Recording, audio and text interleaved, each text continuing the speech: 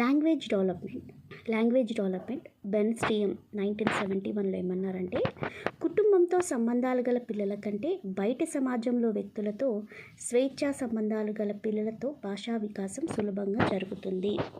Chomsky 1968 ప్రకారం పరిణితిలో కలిగే పురోభివృద్ధి ఫలితంగా భాషా వికాసం ఏర్పడుతుంది. ఇక్కడ బెర్న్స్టీన్ ఏమంటారంటే, పిల్లలు బయటకు వెళ్ళి ఇతరులతో మాట్లాడినప్పుడు లేకపోతే ఆటలాడుకున్నప్పుడు వారిలో వికాసం అనేది పెరుగుతుందన్నమాట. వారి భావాలు వారు వ్యక్తపరుస్తూ షేర్ చేసుకోవడం బట్టి భాషా వికాసం సులభంగా జరుగుతుంది. చామ్స్కీ ఏమంటారంటే, వయసులోనే ఈ పరిణితి మెచ్యూరిటీ వచ్చినప్పుడు భాషా వికాసం కూడా పురోభివృద్ధి పొందుతుంది అంటారు. వెజైల్ 1985లో అనుకరణ భాషణ పిల్లల భాషా సామర్థ్యం సంజ్ఞానాత్మక వికాసానికి దోహదం పడుతుందని అంటారు.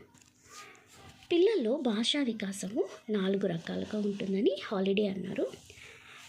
పూర్వ భాషా దశ ప్రీ లాంగ్వేజ్ స్టేజ్ 1 నుంచి 3 నెలల వరకు పిల్లలు ఏడుస్తూ వారి యొక్క భావాన్ని, వారికి కడుపు నొప్పి వచ్చినా లేకపోతే పాలు తాగాలనిపించినా వారి యొక్క చూపుల ద్వారా పెదవుల ద్వారా ఏడుస్తూ మరి వారి యొక్క భావాలను వ్యక్తపరుస్తారు. ముద్దు పలుకుల దశ బాబ్లింగ్ స్టేజ్ 4 నుంచి 12 నెలల మధ్య జరగవచ్చు. శిశువు తన తల్లిదండ్రులకు తన చుట్టూ ఉన్న పరిసరాలను ఇతర వ్యక్తులను గమనించి కొన్ని శబ్దాలు చేస్తాడు. వీటికి సరైన అర్థం ఉండదు, కానీ ఆ యొక్క బేబీ యొక్క భావాలను వ్యక్తపరుస్తూ ఉంటాడనమాట. శబ్దానుకరణ దశ సౌండ్ ఇమిటేషన్ 1 నుంచి 1.5 మరి సంవత్సరం ఉన్నటువంటి శిశువు అనుకరణ నిబంధన అంటే మనం ఏమి పలుకుతామో దాని వెనకాల పలుకుతూ వారు భాషని అభివృద్ధి చేసుకుంటారు. ఈ యొక్క ఏజ్లో వాళ్ళకి మనం ఏ లాంగ్వేజ్ మదర్ టంగ్ అయితే ఈజీగా వారికి పేరెంట్స్ మాట్లాడతారు కాబట్టి వస్తుంది. అలానే ఏవైతే వీడియోలు కానీ లేకపోతే సౌండ్స్ మనం వినిపిస్తూ ఉంటామో ఆ లాంగ్వేజ్ని కూడా వారు డెవలప్ చేసుకుంటారు. 4th స్టేజ్ శబ్దగ్రాహిక దశ స్టేజ్ ఆఫ్ వెర్బల్ కాంప్రిహెన్షన్.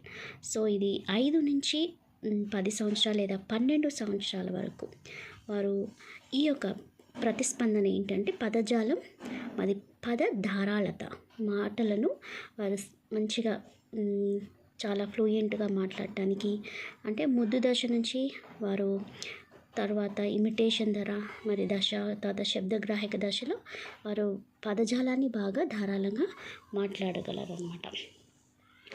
మరి 10 సంవత్సరాల వయసులో మరి